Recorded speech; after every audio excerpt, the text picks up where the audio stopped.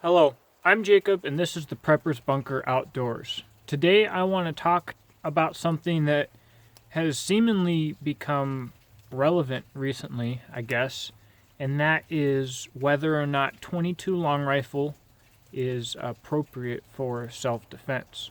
A little bit of background: I did 4.5 years as an airborne infantryman, deployed to Logar Province, Afghanistan, earned my CIB, did all that kind of stuff.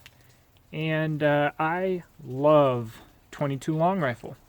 I shoot 22 quite a bit, and in a perfect world, if I was going to pick one caliber, it'd probably be 22 long rifle, because I love taking a lot of ammo out, having a great time, especially with friends, shooting stuff up, hunting, doing all kinds of stuff.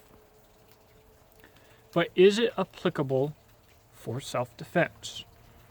Now, if you were hoping that in this video I was going to take it out and shoot some pine planks and whatnot, this video is really for you. Like, you really need to watch this.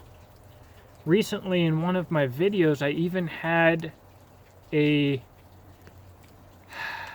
individual say that 22 long rifle is so deadly that the U.S. government and DHS is buying all of it up so that we can't kill them with it, or so that they can kill us with it. I'm not exactly sure. The comment was so monumentously stupid that I can't really put my finger on what he was even trying to get at. But there are a lot of statistics about people being shot with 22 long rifle. 22 firearms are often cheaply made. The ammo is cheap to get. It's easy to shoot. It's not very loud. There are a lot of benefits to it for gang-banging thugs in Chicago, and therefore a lot of them are using it to shoot each other up. There are not, however, many statistics that I personally could find on the death to survival rate for 22 long rifle shootings, nor how many times a person who was shot lived long enough to kill the shooter, possibly dying later. Here's part of the problem is most of the people who are talking about whether or not they'd use 22 long rifle for a self-defense caliber have no first-hand experience to give them perspective. And what they see is statistics in self-defense scenarios, and how often a person dies and how often a firearm is successful. And honestly, the unrecorded truth is that probably a vast majority of the time, firearms are successful regardless of caliber without firing a bullet. When you pull a gun out, people tend to listen. So, 22 long rifle, I have a buddy that's been shot by a 22 long rifle, right in the gut. Obviously, he lived. People like to say, well, I wouldn't want to be shot with it.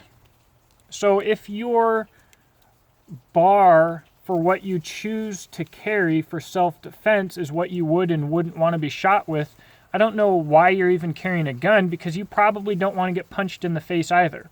So, I mean, just carry your fists around. To go along with that, a lot of people say that the best caliber for self-defense is the one that you have on you, which can be valid, except the second you pull a gun out, you have just put yourself at the absolute top of everybody's priority list. And so if you pull out a gun and you don't know how to use it, you don't want to use it, or it's a 22 long rifle, you might have actually just significantly endangered yourself. But the point that the best caliber for self-defense is the one that you're carrying on you is valid which is why you need to make a wise decision beforehand about what caliber you're going to carry and not to choose a foolish caliber.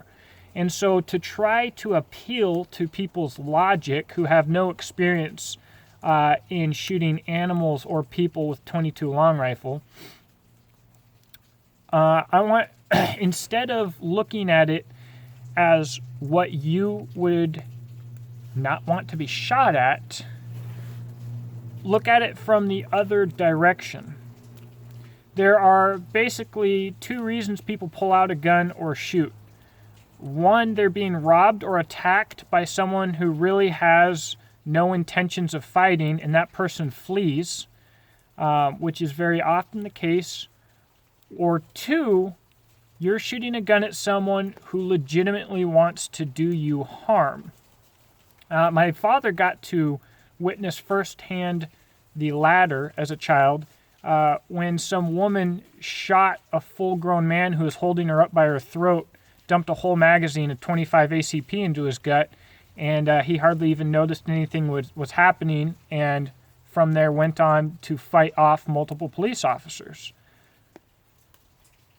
So to put this into perspective, let's say there's two versions of me. The best case scenario is that I want to take your wallet, but as a criminal, I am a coward. You pull out a gun and I'm going to run away, okay? That's the best case scenario. Scenario number two, let's say you just rammed me off the road and killed my wife, and I'm going to rip your throat out with my hands and teeth. You get to choose beforehand what caliber you want to carry. Are you going to choose .22 long rifle?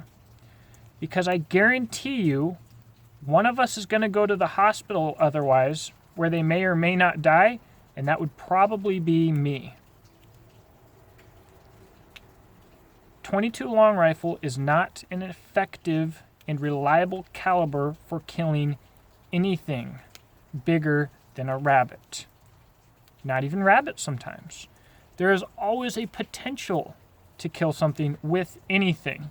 So if you want to say, but look, X, Y, and Z killed A, B, and C with a .22 long rifle, you can go on the flip side of that like me and say X, Y, Z, like 7.62 by 54R, didn't kill my buddy in combat when it went through his throat and two shoulders.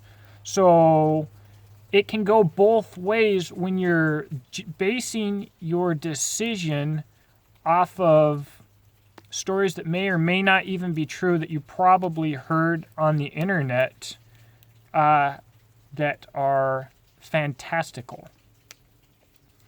You need to base your decisions on reality. If .22 long rifle was such a deadly caliber that DHS was buying it up because it's too deadly for the general public and that they were going to take over the world with it, our military would probably be carrying it. Does it have applications? That doesn't even, I'm not even going to answer that. Everything has an application. If you can choose a .22 long rifle primary self-defense firearm, you can probably choose a 9mm. You can. You just need to figure out how you're going to carry it and get training with it. If you choose .22 long rifle for a self-defense firearm, you are making a foolish decision based on the hopes that you will find yourself in the best case self-defense scenario. And if you are putting your bets on being in a best case scenario, there's no point in carrying a gun in the first place, because if you need a gun, you're already in a pretty crappy situation. If you argue that .22 long rifle is a viable self-defense primary caliber, you are a retard. Thanks for watching.